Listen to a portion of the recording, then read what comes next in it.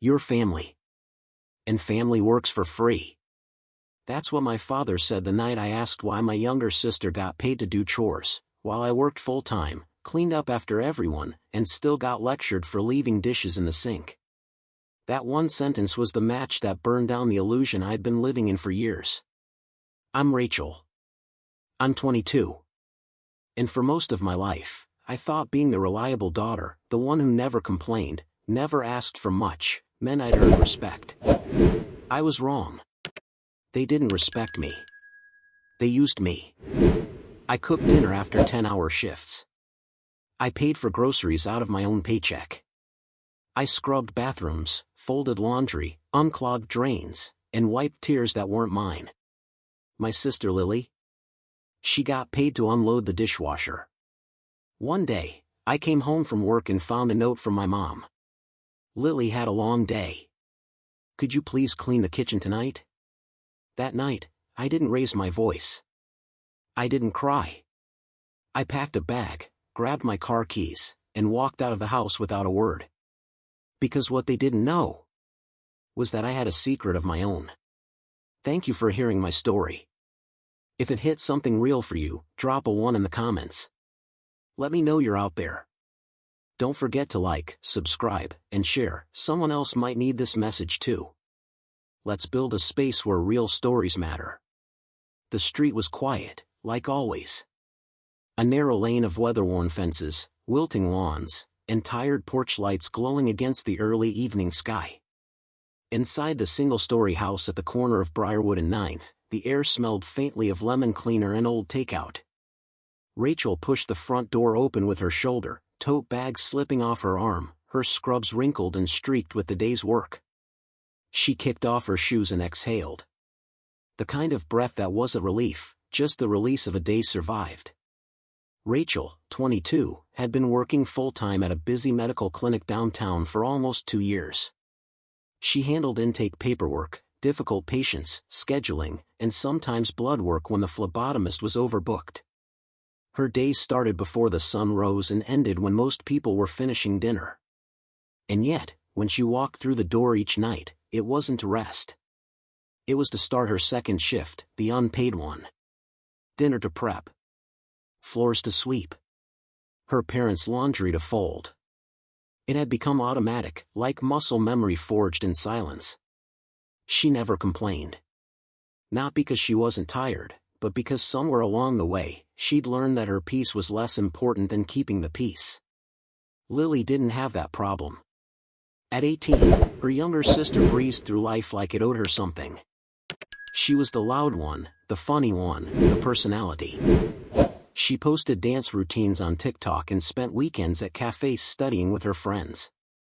Their mom praised Lily for being so helpful, though her version of helpful involved wiping down a counter once a week and tossing her own clothes in the wash, on a good day.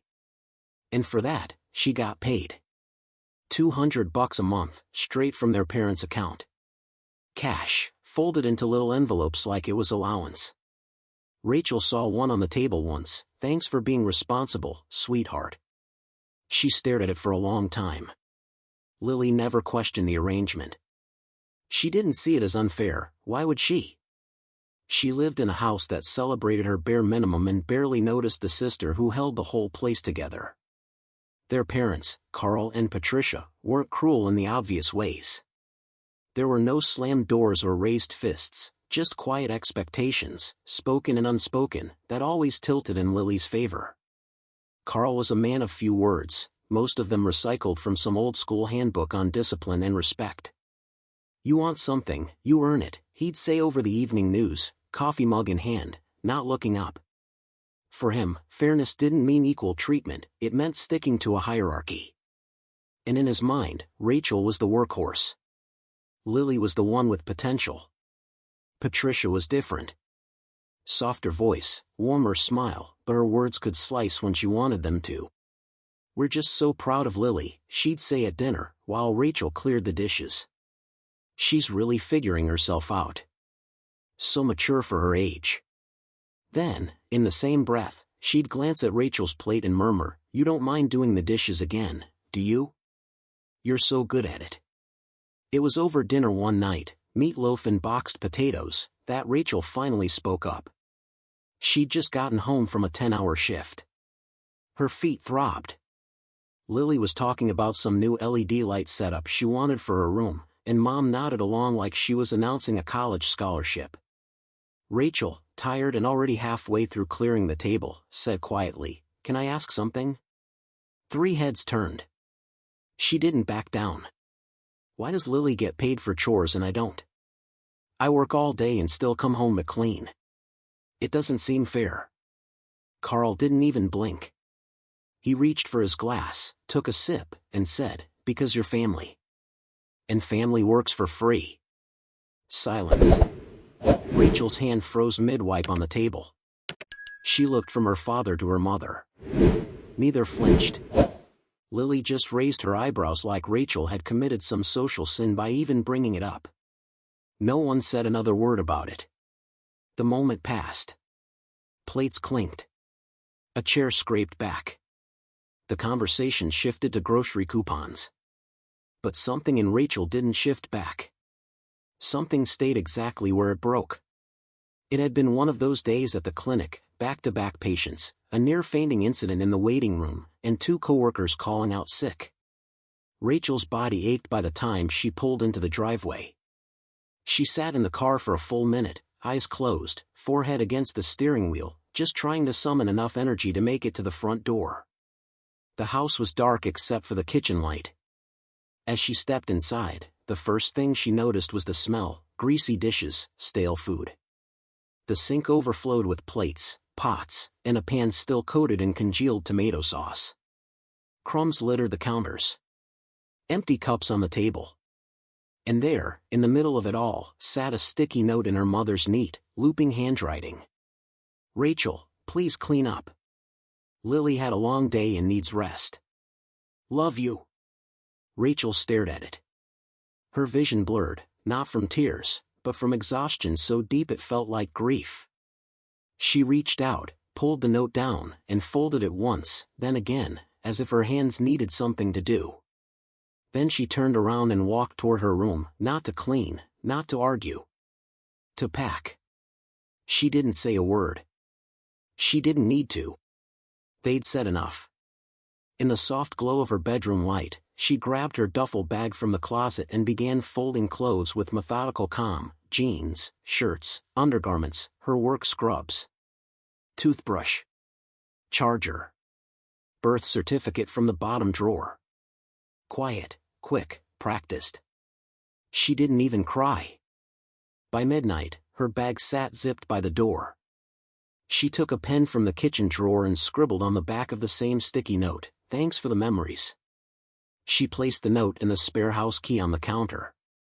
The house was silent, save for the ticking of the old clock in the hallway.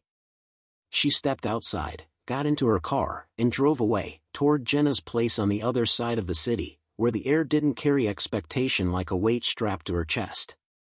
The drive to Jenna's was a blur, streetlights bleeding through her windshield, the low hum of her tires on the road, her thoughts unraveling faster than she could catch them.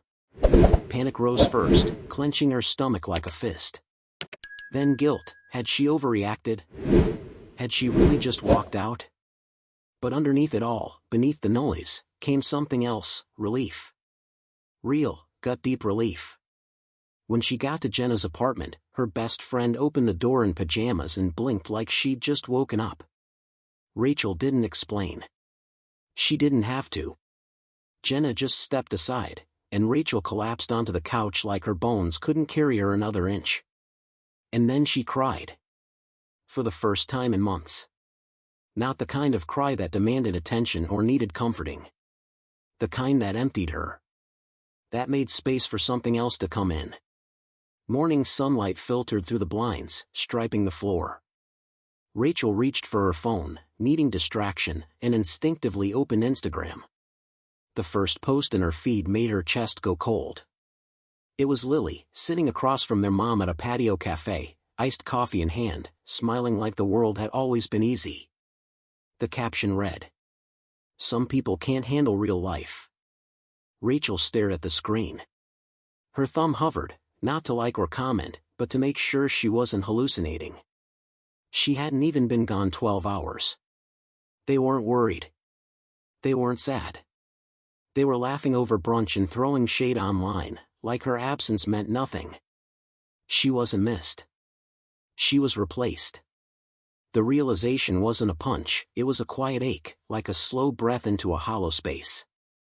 Her throat tightened, but she didn't cry again. Instead, her thoughts drifted back through every late-night chore, every family event where she stayed behind to clean up, every "can you handle it, Rachel," spoken like it was a compliment.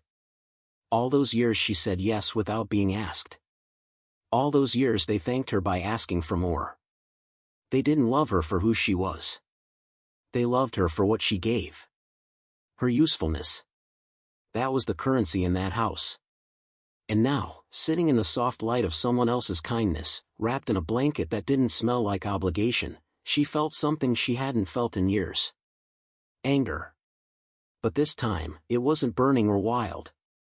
It was steady. Controlled. Powerful. She didn't need to shout. She just needed to never go back. It started the next day. First, it was her mom. The voicemail came in just after noon, her voice soft and trembling, as if Rachel had disappeared in the night without a trace, like she hadn't left a note, a key, a message spelled out in silence.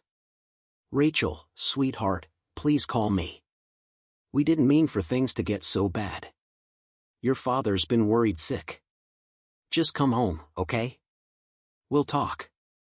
You don't have to do the chores, I promise. Just come back. Please." Then another. "You left your laundry in the dryer. I folded it for you. I left it in your room. It's waiting." That made Rachel laugh, a bitter, breathless laugh in the middle of her break room. Folded laundry. As if that was the peace offering. Carl's messages were the opposite. Blunt. Cold. "You've made your point. Come back. We're not going to beg."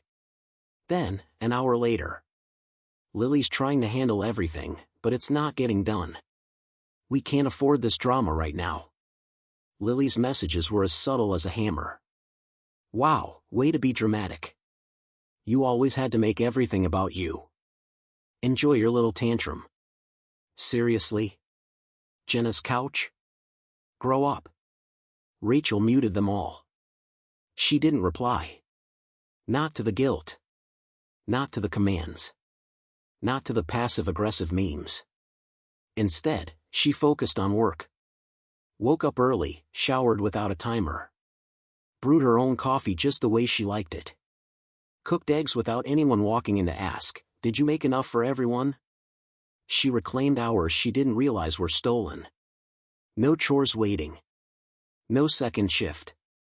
No one watching her with measuring eyes. There was joy in the silence. Joy in making a single plate of food and letting the dishes wait until she felt like washing them. She began sleeping deeper. Laughing more. Feeling her own company again. Then, 3 days after leaving, a message popped up from her cousin Becca. They hadn't spoken in months, not out of malice, just the natural drift that happens when adulthood sets in. But this wasn't a casual check-in. It was a single line that sent a pulse through Rachel's chest. "Hey, not sure if you know, but your parents refinanced the house last year to pay for Lily's dance academy. Thought you should hear it from me." Rachel stared at the message. No. That couldn't be right.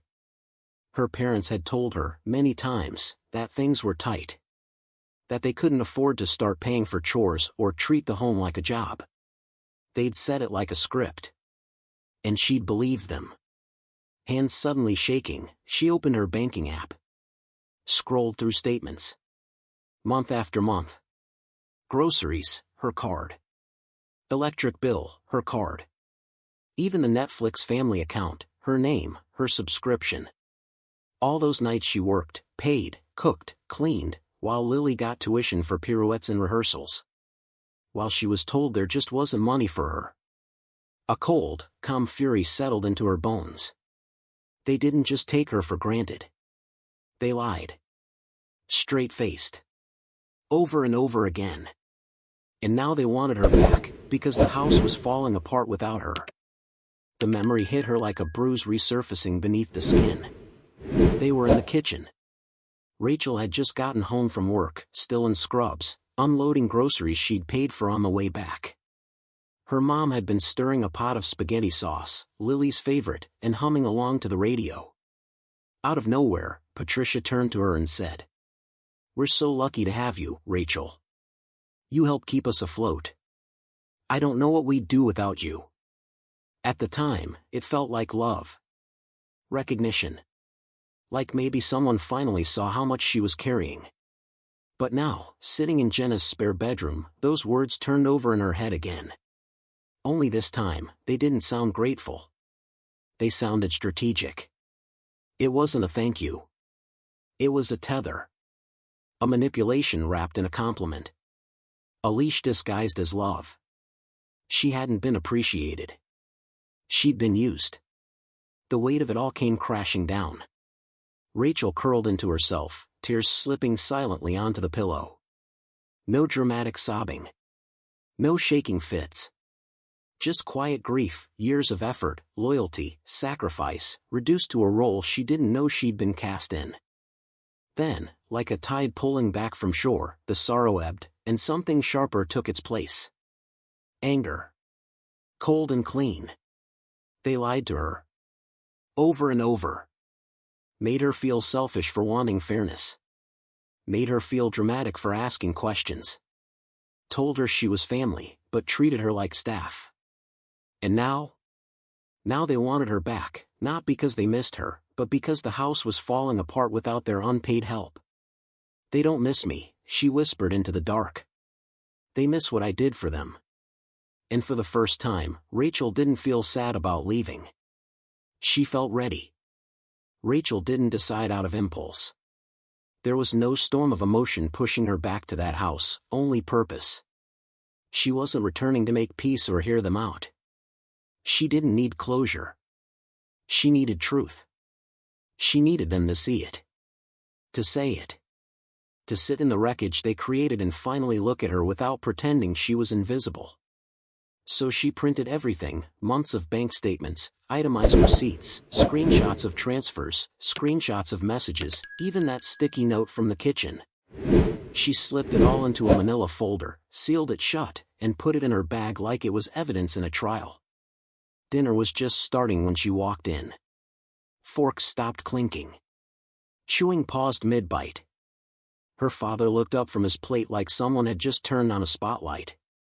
Lily sat frozen, mouth open. Patricia rose halfway out of her chair. "Rachel," her mom said, smile faltering, "we didn't know you were." "I'm not staying," Rachel said. Her voice was level. Calm. "I just came to drop this off." She set the folder on the table. Slowly. Deliberately. No one moved. Inside, the first page was a spreadsheet of payments she'd made, groceries, electric, Wi-Fi, shared streaming subscriptions. Next came the receipts. Then the Venmo transactions. The final page, a scanned photo of Carl's handwriting. "Because you're family. And family works for free." Rachel met each of their eyes in turn. "You told me you couldn't afford to pay me. Said things were tight. But you had enough to pay Lily. Enough to refinance the house for her dance academy. Enough to lie to my face every single time I asked why." Carl's jaw flexed, but he didn't speak. "You didn't value me," Rachel said. "You used me. And when I finally stopped letting you, you tried to guilt me back." The silence was unbearable and perfect. She stepped back from the table, her work done. Just as Rachel turned to leave, a sudden sound cracked the silence, Lily sobbing. Real sobbing.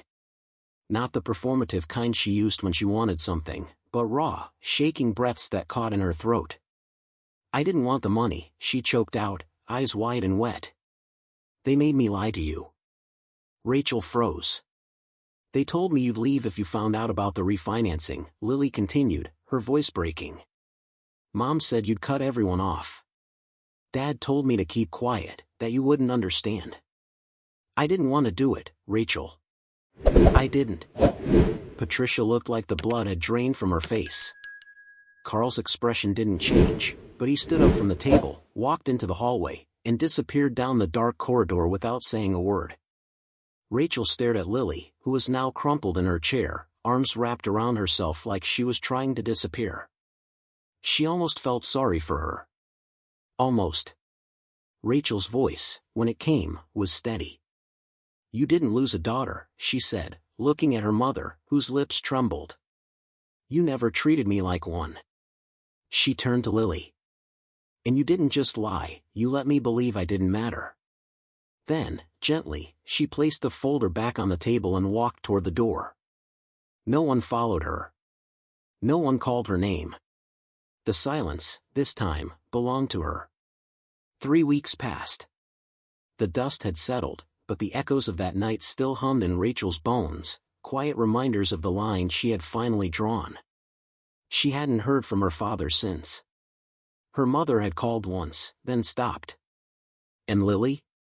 Silent. For once. Then a letter arrived, thick envelope, formal handwriting. From a law office 2 counties over. Rachel opened it at the kitchen table in Jenna's apartment, her coffee cooling beside her. She skimmed the opening lines and froze. Her grandmother, her dad's mother, who had passed just a few months earlier, had left everything to her. The house, the savings, a retirement fund no one knew existed. It was shocking. Unbelievable. But there it was, in print, signed and notarized. A legal statement, witnessed and filed. The envelope included a handwritten letter. She recognized the looping, careful cursive immediately. Her grandmother had always written birthday cards in fountain pen. "Rachel. I saw what they did. I saw how they leaned on you, depended on you, and never once gave you credit.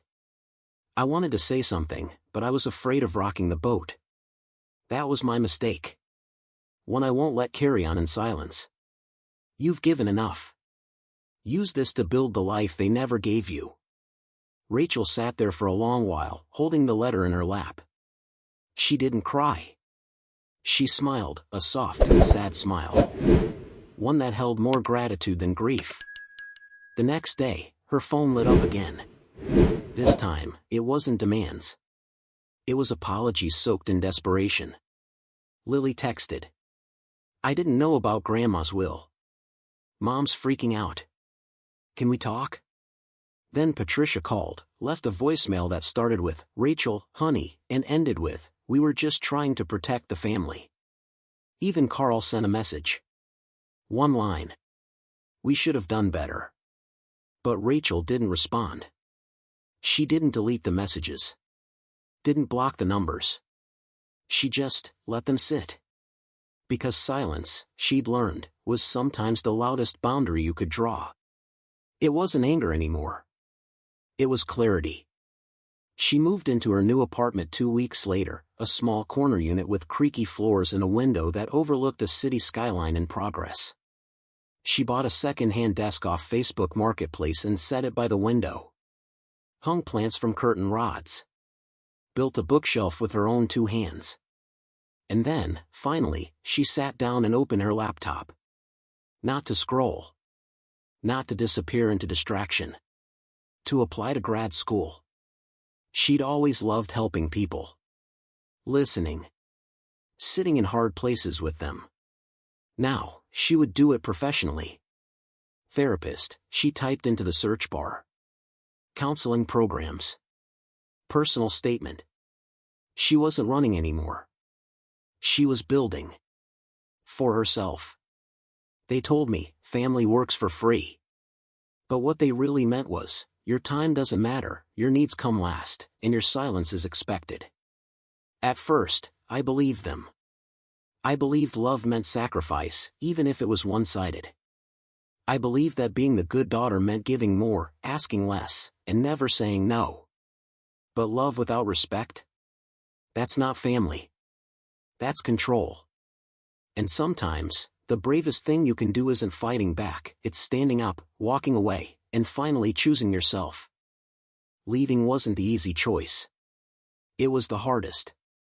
But it was the only way I could stop being who they needed, and start being who I actually am. I found peace in that silence. I found myself. And once I did, I realized something no one ever taught me. You don't have to burn yourself out just to keep everyone else warm. So now I ask you. If your own family treated you like a maid, would you forgive them? Or would you walk away and never look back? Because sometimes, survival is the comeback. This isn't just my story, it's the story of anyone who's ever been used in the name of love. If you've ever been told to stop complaining or just help out, remember this. Your kindness should never be a contract. And you don't owe anyone your silence, your labor, or your life, just because they share your last name.